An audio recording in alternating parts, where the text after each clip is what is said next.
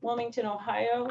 And this is the 30th Annual Westheimer Peace Symposium, focusing on peace and the nature of war through a special 2-day symposium entitled The Nuclear Threat, Past, Present, Future, in commemoration of the 75th anniversary of the atomic bombings of Hiroshima and Nagasaki, Japan, by the United States.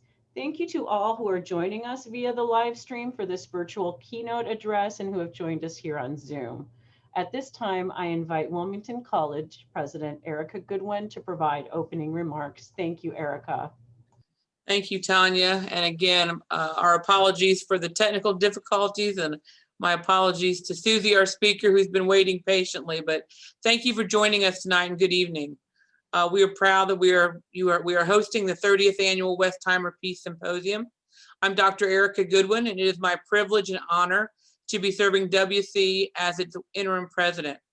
I hope you have been moved by the powerful messages from our Westheimer Peace Symposium today. Throughout the day, I have heard some outstanding speakers and stirring artistic presentations through the Response Project. Tomorrow's lineup of events will no doubt be just as meaningful and impactful. The symposium is an annual signature program for Wilmington College, and we are very proud of its legacy. Wilmington College was founded by the Religious Society of Friends, or Quakers, in 1870, and as such, it is deeply rooted in historic Quaker values or testimonies. These values include peace, social justice, respect for all persons, diversity, integrity, community, excellence, and service to others. It is through the incredible work of our dedicated staff, faculty, and students, and both our Quaker Heritage Center and Peace Resource Center, that an outstanding annual symposium is developed each year. I can say I have looked forward to the symposium for the last 30 years. I've been on the faculty here at Wilmington College for the last 25 years, and an administrator for about half that time as well, and a student prior to that. Indeed, I was a freshman in college in the fall of 1991, the first year of this symposium. I can share that I've only missed a couple of years in the 30 years of its existence. The theme in the inaugural year was around the nature of war and opened a dialogue for what was called, quote, a peaceful world for the human family, unquote. Mahatma Gandhi's grandson, Arun Gandhi, was a keynote speaker on November 12, 1991. He spoke about the relevance of nonviolence in today's world. He noted a quote from Mahatma Gandhi just 6 weeks before his assassination in January of 1948, in which Gandhi said, quote, "This is no longer about violence and nonviolence, but between existence and non-existence," unquote. How unfortunate and apropos that this is still applicable today, over 70 years later. Now more than ever, we need programs and dialogue on peace and nonviolence that continue to build understanding and impact change. The Westheimer Peace Symposium has 4 rotating themes: peace and nonviolence, peace and social justice, peace and the environment, and peace and the nature of war. This peace lecture series was established in 1991 after philanthropist Charles and May Westheimer of Cincinnati, Ohio, endowed an annual lecture series to reflect the Quaker commitment to peacemaking, social justice, humanitarian service, and respect for all persons. Since then, the annual symposium has brought together national and international speakers to address peace, society, and the environment during day-long conversations with the college, community, and guests. We received many comments from our students that indicate the symposium raises awareness about current events, social justice, and the ways in which humans can respond to personal, community, and international crises. Since its inception, the symposium has continued to grow, expanding its audience and its influence on Wilmington College and the surrounding community. This year's symposium is completely virtual, with the same theme as that inaugural year, peace and the nature of war. As Tanya mentioned, this year's symposium is entitled The Nuclear Threat, Past, Present, and Future. I'd like to acknowledge and thank Mary Westheimer, Charles and May's daughter, who provided pre-recorded opening remarks this morning, and Bill Westheimer, Charles and May's son, who will provide pre-recorded closing remarks on Friday. This year's symposium features 22 presenters and 7 artists commemorating the recent 75th anniversary of the atomic bombing of Hiroshima and Nagasaki through a collaboration between Wilmington College's Peace Resource Center, which houses an extensive internationally recognized archive of atomic bombing materials, and artistic presentations on the topic through the Response Project. I wish to thank all of these presenters and artists for their participation in this year's symposium. The Response Project is an ongoing series conceived by Wilmington College Assistant Professor of Music, Dr. Brianna Motzke, and is funded by the Ohio Arts Council. 7 artists from across the United States were invited to provide an original artistic composition in response to archival materials found at the Peace Resource Center's Barbara Reynolds Memorial Archives. I wish to express my deepest appreciation to Dr. Tanya Moss, Director of our campus Peace Resource Center and Quaker Heritage Center, and clerk of our Westheimer Planning Committee. Her work reflects her deep devotion to the testimony of peace and social justice, and we could not offer programs such as this symposium without her leadership. Thank you, Tanya. I also wish to thank the entire Planning Committee, Dr. Cole Dawson, Associate Vice President for Academic Affairs, Mrs. Nancy McCormick, Campus Minister, and faculty Dr. Elizabeth Haynes-Wiggett, Dr. Brianna Matzke, and Dr. Stephen Potoff. Special thanks to Brianna for her work on the Response Project. Thanks goes out as well to the Peace Resource Center and Quaker Heritage Center student staff for their constant support of Tanya and willingness to help with all matter of things Westheimer related. And of course, a virtual symposium cannot be successful without tremendous technical support.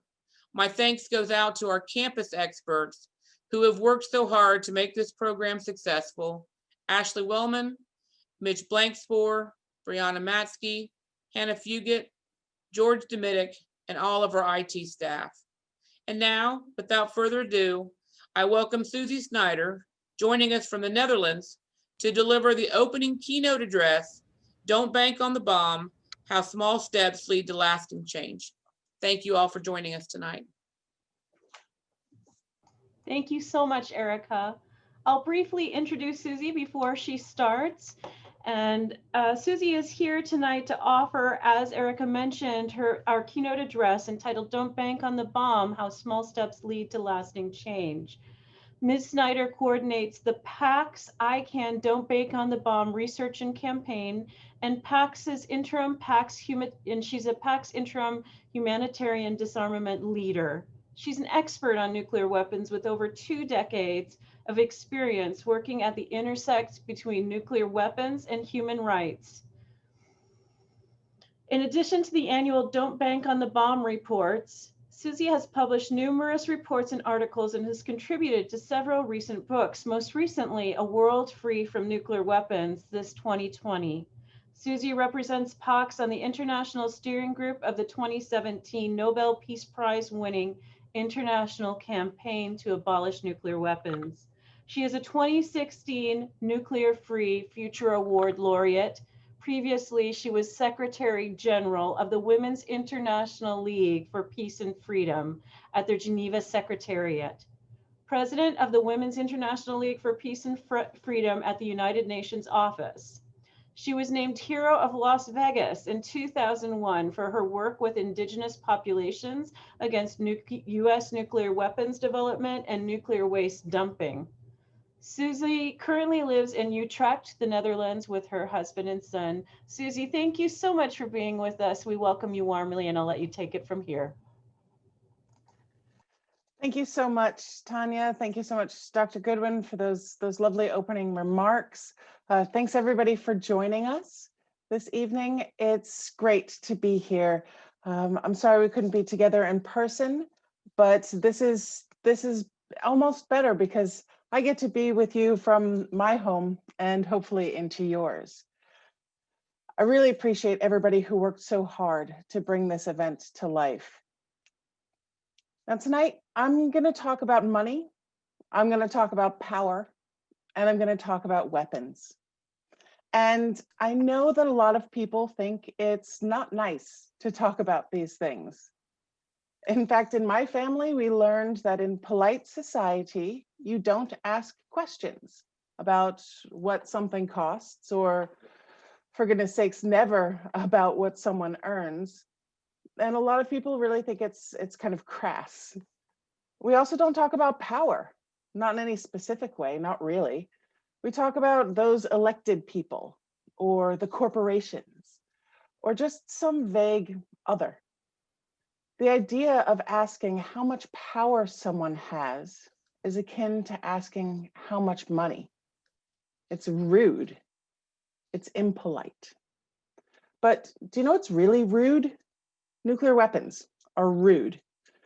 Nuclear weapons are designed to destroy cities. They are designed that way. They are bombs that burst and cause fires. They leave a radioactive legacy. And in some places, that legacy is so horrific that people will never be able to safely walk there again. Nuclear weapons are not elegant. They are designed to intimidate, to instill fear, and to unleash grotesque violence on people and the environment. Nuclear weapons are crude. They are clumsy weapons. In fact, their clumsiness is recognized by the International Red Cross.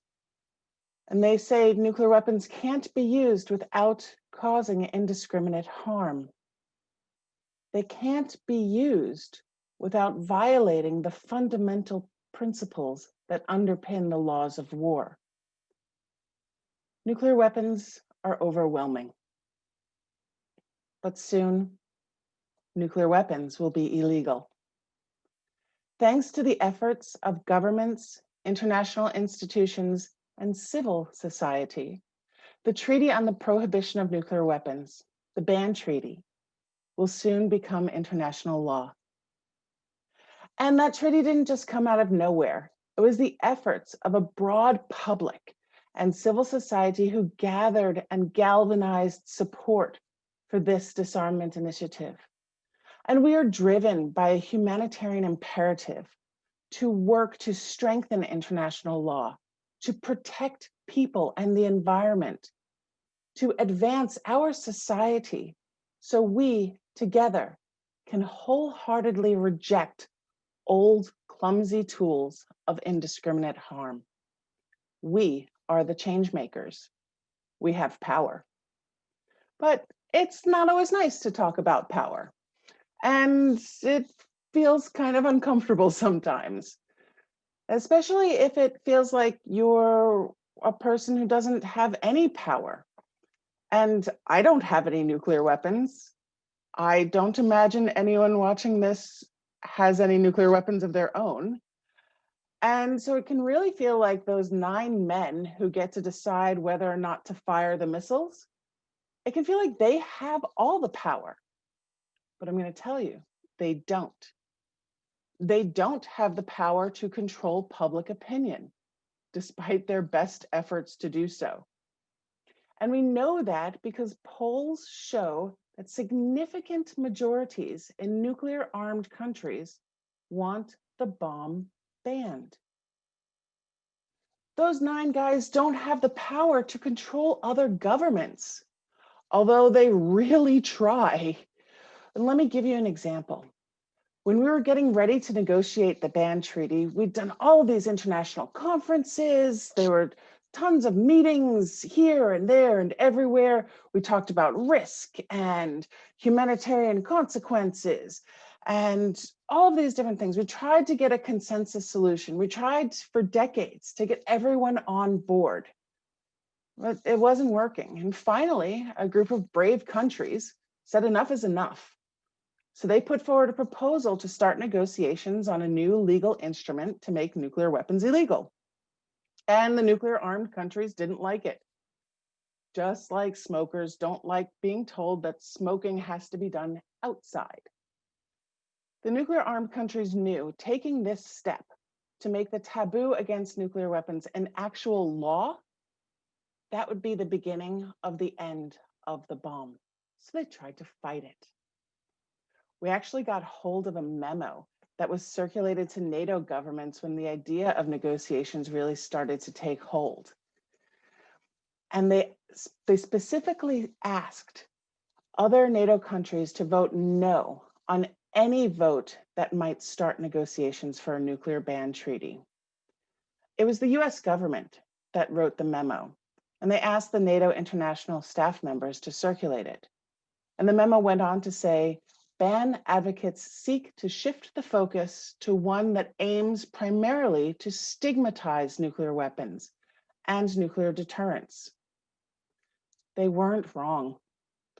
The document showed clearly the US believed a treaty prohibiting nuclear weapons, even one negotiated without them, would have a significant impact, and it will. A couple of weeks ago, Ward Wilson wrote a great article in the Bulletin of Atomic Scientists. He talked about nuclear weapons not as tools of warfare, but as symbols. He likened them to the ceremonial swords that are worn by Marines. And he said, the difference between nuclear weapons and ceremonial swords is that with the swords, there's no confusion about the military utility. Everyone knows that swords are obsolete weapons. But in the case of nuclear weapons, the two different aspects seem to get confused. The people who make nuclear weapons policy seem to believe that they have enormous power, conflating their symbolic meaning with their practical usefulness. And that's one of the ways we'll win, because we together are revealing the man behind the nuclear curtain. We're using tools like the ban treaty to stigmatize nuclear weapons into obsolescence. We've talked about weapons, talked a little bit about power. Now I'm going to talk about the money, because following the money is a way to use our power, our agency, to make it clear that nothing to do with nuclear weapons is acceptable. Not as big, clumsy bombs, and not as symbols either. You see, the ban treaty makes it illegal to assist, encourage, or induce anyone to manufacture or develop nuclear weapons. And when Cuba ratified the treaty not too long ago, it included a small note with its ratification. And that note read, the financing of any activity prohibited to a state party under this treaty is also a prohibited activity. Cuba is one of many who raised this issue during the negotiations, consistently calling for a clear understanding that the treaty prohibition on assistance included financing. And it makes a lot of sense. I mean, it totally makes sense, right? If something is illegal, you shouldn't be able to invest in companies that make it. It also has a legal precedent. In the Oxford Public International Law Commentary on the Chemical Weapons Convention, assistance is understood to include the provision through financial resources to anyone who is resolved to engage in such a prohibited activity. And they went on to explain that anyone could be not only a state, whether or not it's party to the convention, but also an organization, an enterprise, a person, or a group of persons. And I'll tell you, we know when you prevent the financing of a weapons manufacturer, eventually the weapons stop getting made. We know because we did that with cluster bombs. Even though the US never signed the treaty banning cluster bombs, there's no US company that will make them anymore. And they cited pressure from financial institutions, and producers of cluster munitions stopped production. Companies like Textron, Orbital ATK, and the world's biggest weapons manufacturer, Lockheed Martin. They're all US companies, and the US is not part of that treaty. So they didn't stop making cluster bombs because the US asked them to. In fact, when the Trump administration asked Orbital ATK if they'd start making them again, Orbital ATK came back and said pressure from activists, states, and NGOs is leading to divestment from companies with revenue tied to cluster munitions production and deployment. Because many of the banks identified in public naming and shaming campaigns are American, the US is bound to feel the brunt of the pressure. Continuing to rely on cluster weapons exposes the US military to international backlash. Now, they didn't quite say that the US defense industry was also subject to backlash, but we can clearly see that when the weapons producers themselves say that the naming and shaming of banks who invest in them make it impossible to keep making the weapons, we should take the hint. This is a useful strategy, but can it work with nuclear weapons? It's starting to. In fact, after the ban treaty was adopted, a number of financial institutions did just that. Amalgamated Bank in the US, ABP, which is the Dutch civil pension fund. It's one of the 5 largest pension funds in the world. And KBC, a Belgian bank that operates in Belgium, Italy, France. All of them directly cited the ban treaty as a reason to divest from nuclear weapon producers. And what's cool about this is it's something that you and I can help make happen. It's as easy as picking up the phone. I know a lot of people don't like to pick up the phone. Pick up the phone. It makes a difference. If you don't want to pick up the phone and call your bank, you can also tag them on Facebook. In fact, it was a small group of people who tagged their bank on Facebook and asked questions about that bank's investments that got one of the major Swedish banks to divest. And that one bank cascaded into others. Now across Sweden, across Scandinavia, even Nordea, one of the biggest banks in the Scandinavian region, have policies that say no to nuclear weapons. They no longer invest. And it's because banks need you and your money to make those types of investments. And come on, let's be honest, the financial sector has a bit of a PR problem, especially after the bailouts that were seen to profit the few at the expense of the many. I'm sure I'm not the only one who remembers Occupy. Financial institutions are trying to make themselves look good. Hundreds of them are investing in ways to support the Sustainable Development Goals. They publish leaflets talking about how great they are at supporting women's maternal health and doing micro-targeted investment. It makes them potentially very vulnerable for public pressure. And it's an easy opening for us. We can ask them, oh, you like the SDGs? What are you doing about number 16? Peace. Effective institutions. Are you avoiding investment in nuclear weapons and other controversial weapons? Because remember, they need you to work. They need your money, your support, you as a client, in order to be able to lend money to the companies that produce nuclear bombs. And that means you are the one with agency, with choice, and with power.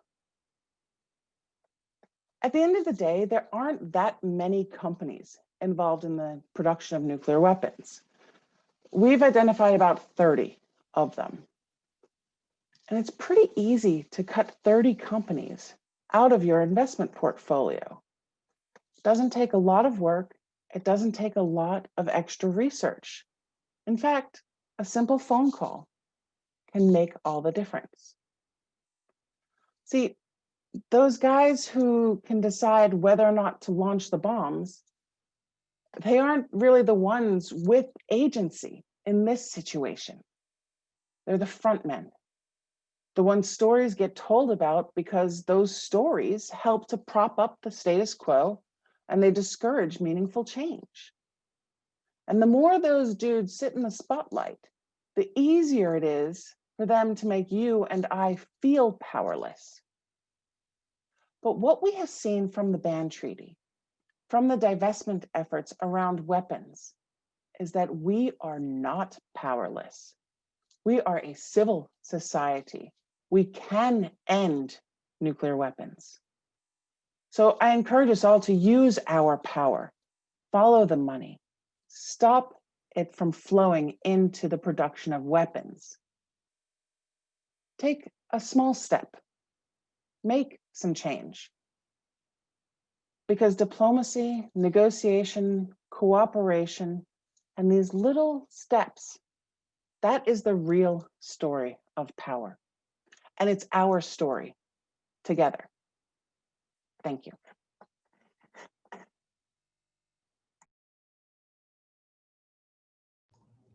Susie, thank you very much.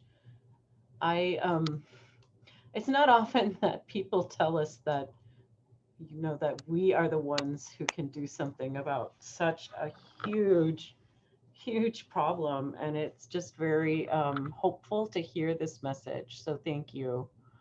I would like to open it up to questions, and you can ask questions in a couple of ways. There's a Q&A area that you can contribute your questions to. And I believe, I'm not sure if there's a raise hand feature on this, but there definitely is a Q&A. And I already see a question here in the Q&A from Hunter, who says, thank you.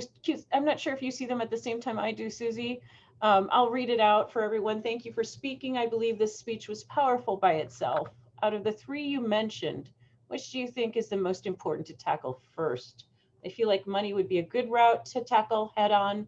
As you explained, without money, they cannot manufacture nuclear weapons. Surely cannot be cheap, and without funding, impossible to create. It's a great question. Thanks so much, Hunter. There's two direct paths to cut off the money, right? So one is through the financial sector, because as I said, without the money that you have in your bank account, banks can't loan money to companies like Northrop Grumman. And if Northrop Grumman can't get those loans, it doesn't have the capital to secure the contracts. So going through this divestment route is a really clear, it's a path to end nuclear weapons, but it's not the only monetary pathway. The other is through the official path, through cutting off military spending from the through Congress, because Congress officially has the power of the purse. And that is something where, every year there are massive debates over the National Defense Authorization Act. And that's where you find, questions need to get asked a little bit more forcefully. Where is the money going? Because it makes a big difference. Like, if even just asking questions requires a justification for why there's a decision to allocate resources in this direction. And it's overwhelming, the amount of money that is invested in nuclear bombs, which could be going elsewhere. I think it's about last year it was something like $138,000 a minute that was spent on nuclear weapons. And frankly, I think all of us could use that money to go into things like healthcare, to go into things like diplomacy, which are the real pathways to peace and to war prevention. So, you could take personal action through personal finances, whether it be yours, family members, churches, clubs, endowments. University endowments are really powerful when it comes to divestment activities. That's what kind of triggered snowball effects all over the world and helped end apartheid in South Africa. Was, this focus. University students saying, not the endowment that supports our school.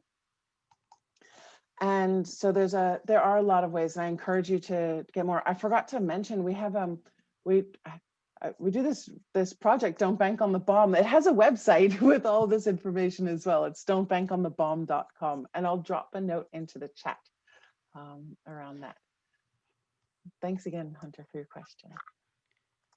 Great. There's a lot of questions coming in from Ethan. Once funding is cut, what is your suggested method to get rid of nuclear weapons? Great. I love this question because we need to. We need to do it in a way that is safe and secure, right?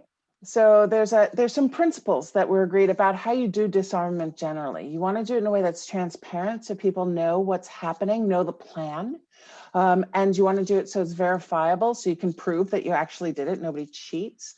And you want to do it so it's irreversible. So you can't just turn around and be like, hey, everybody thinks we got rid of this, but we just hit them in the backyard. Sorry, bad joke. They're quite big. They don't really fit in my backyard. But so those are three core principles. To get there, what we've seen so far, okay, there's 9 countries that have nuclear weapons in their arsenals right now. There were 14 other countries that wanted to make them and decided not to. And South Africa and Kazakhstan both had them and got rid of them. And so there are processes to dismantle them, to separate, like the first step is to separate the warhead, that the part that goes from its delivery system, the missile, or the gravity bomb. There's not so many gravity bombs, but to separate those two, that's a huge step that reduces risk. And it's quick and easy, relatively quick and easy. And then from there, the warhead itself needs to be dismantled in a way that the components, the key components of it, the highly enriched uranium or plutonium, are isolated from the environment for about 7,000 generations, right? We need to protect this for about 150,000 years. It's really, really, really, really, really long time. Nobody's figured out how to do that yet. There's a lot of debate. I think other speakers have spoken on this or will be speaking on this tomorrow, including one of my mentors in this area, Arjun Makhijani. I encourage you to listen to what he has to say on this. He's amazing. So you have to dismantle them. Now, the likelihood that all of the nuclear armed states are going to do this at the same time is not super likely, but we have really good experience of how to take apart bombs already. There used to be 70,000 in the world. There's only 13,000 now. We know how to get rid of them. In fact, we know how to turn them into other stuff. There's a great company in California that turns old ICBMs into really pretty jewelry and bottle openers. They're called Beers Not Bombs. I mean, so I can get behind that. And so there's ways to do that. The key, the highly enriched uranium and the plutonium need to be isolated. It will take additional negotiations between the nuclear armed states for what they feel comfortable with. But we'll get there. And there's a pathway to get there through the Treaty on the Prohibition of Nuclear Weapons. That means you have strong safeguards, you have investigations, you check what people are doing, and you have everybody come to the table so that you can build cooperative security. At the end of the day, we all want to feel safe. I just don't feel safe with nuclear weapons in the world.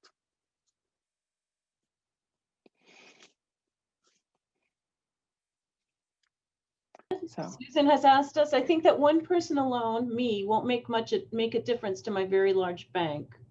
Are there ways to build a campaign by a large group of the bank's customers to pressure the bank to stop investing in nuclear weapons? Thanks, Susan. It's a great question. And don't underestimate your own power with your bank.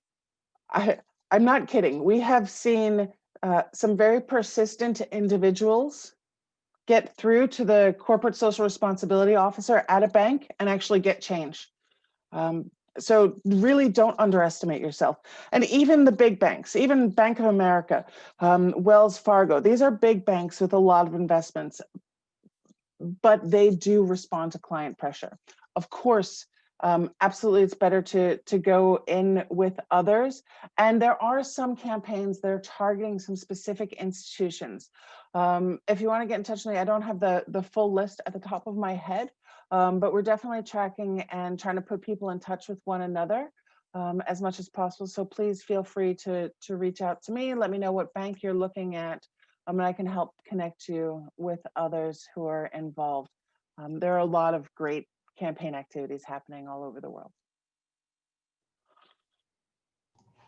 Faith asks, thank you for the lecture. I'm guessing the US isn't on board with the treaty you mentioned. I agree with the point you made about using the money for better purposes. Cool. You're right. The US isn't on board. The US isn't so great at joining up to treaties. In case you didn't notice, it's like, it's not a super high on the priority list in the US. It requires 2/3 of the Senate to get behind it, and that's not so easy. But the thing is, the US is still impacted by other countries joining treaties. And we can't underestimate that effect. We've seen it with cluster bombs. We've seen it with children's rights. You know, the US is not party to the Convention on the Rights of the Child, but child labor is still illegal across the US, right? They're impacted by this. And that's why, you know, we build up that kind of customary norm. We build up the societal stigma against bad things in order to build the world that we want. So even if they're not on board with the treaty right now, they are often kind of held to the spirit of that treaty by pressure both from within as well as from their friends in other countries and their frenemies in other countries too. Thank you. We have a student who's asking, what countries have the most atomic weapons besides the United States? Great question. So there are 9 countries that possess nuclear weapons, right? So the one that has the most, Russia has the most. The United States has the second most. There's not that much difference between the two. They have 95% of all the nuclear weapons on the planet. So they're around 5,000, between 5,000 and 6,000 each. France, the UK, China, actually France and China both have about 300. The UK has about 200. India, Pakistan have a little over 100 each. Israel has up to 100, but shh, they don't admit it. North Korea has maybe 10, although that number might be going up. Did I forget anybody? I think that's it. Yeah, there's also 5 countries that host US nuclear weapons, including the one where I live. So there's about 20 bombs, 20 American bombs, US bombs here in the Netherlands, another 20 in Belgium, some more in Germany, some more in Italy, and oddly enough, quite a few are still in Turkey, which always makes me really super nervous, because no matter what you think about nuclear weapons, the coup attempt that happened a couple of years ago in Turkey was staged from the base that hosts US nuclear bombs. And that's just super sketchy and not a good plan. And I really, really, really hope that they secretly got moved out just for everybody's safety. Nobody wants to see those go off. And yeah, so 9 countries, about 13,000 bombs. US and Russia have the most. Also, the US and Russia have bilateral deals, bilateral agreements to bring the numbers down, right? So you may have seen in the news, there's sometimes discussion around what's called the New START Treaty. And that's an agreement between the US and Russia, which is actually, it brings the numbers of deployed nuclear weapons. So weapons that are out either in the ocean or they're ready to be used from missile silos. It brings those numbers down to less than 2,000 each. And they can have others in storage. It also requires them to provide a lot of information about each other's nuclear weapons programs, about the programs, about the weapons themselves. It requires quick notice if they're going to do exercises. And that is a really important risk reduction element, because there's been quite a few times in the world where we've nearly had a nuclear war start. Unfortunately, a higher number than most people like to think about, myself included. And they start either because there was an exercise, a military exercise going on that wasn't clearly communicated and people misjudged and thought there was a war starting, which could be, you see 13,000 soldiers going, on your border, you kind of get worried. Or because of computer error, or in one case, mistaking a weather balloon for an incoming nuclear bomb, nuclear missile. And the thing about the New START agreement is that it requires this kind of transparency and this information to be shared, so that there's less likelihood of that type of accidents, and those types of mistakes. It expires in February. And it could, like, the Russians are like, yeah, we're totally ready to sign up and to renew this. It doesn't take anything, but it takes Putin and Trump to both say, yes, we'll do this, and to sign a paper. It doesn't require Congress. It's already been through Congress. It doesn't require more money. The money's already allocated. It just requires the two of them to say, yes, we'll do this. But unfortunately, the current US administration is not willing to do that. And it's putting everybody on the planet at risk. It is it's probably the scariest time around nuclear weapons that we've ever lived through. And that's like scarier than the Cuban Missile Crisis, is the time that we're living in now, because the risks, the belligerence, and the technological changes around some of the weapons and some of the weapons launch systems are they're making it a greater danger than most people want to think about, and it's certainly much greater danger than the press wants to talk about. It's not as fun as dudes, yelling at each other. That's apparently fun. That's news, instead of, oh my gosh, existential threat for the planet, which is worrying. Yes. So sorry, that's not a cheery note. I want to like keep focus on a cheery note, because it is really, really bad. But at the same time, there's like this double things happening, and I just like, I really want to remind people that when things are the worst and the superficial and the short term, that's often because they're getting the best when you can take the longer view of history. Right. So we're sitting here, and yes, it's probably the scariest and the riskiest time when it comes to nuclear weapons. But the Cuban Missile Crisis triggered international negotiations that halted a nuclear arms race that would have involved 30 countries. Right. We have 9 now that have nuclear weapons, but there were 14 others who wanted them. And then we're convinced not to, because they're like, oh my gosh, Cuban Missile Crisis is terrifying. We don't want to get into that. Oh my gosh, we need to go to diplomacy. We're going to do the hard work of negotiations. And because of that, the world is safer. So it's a terrifying time right now, but there is hope. And there is a path forward. We have a treaty. Nuclear weapons will be illegal early next year, for the first time since they were invented 75 years ago.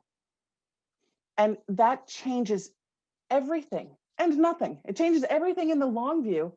And the day afterwards, it'll be like, okay, yeah, whatever. So I think we have to remember, and we have to give ourselves patience and courage and faith that we can get to the end of this weapon, because we will. Susie, thank you so much. I know that you're doing a workshop tomorrow, turning knowledge into action. It's about political activism, turning our knowledge into action. And I would encourage people to join that workshop. You can find it on the Westheimer website.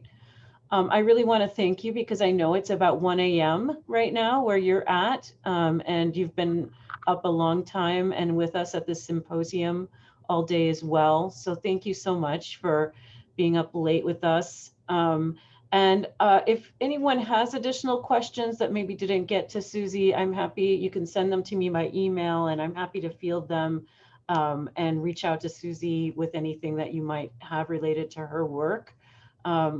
Visit Don't Bank on the Bomb, which she put in the chat, which will give you valuable information about where investments are being made toward nuclear weapons, or how to find out about those investments.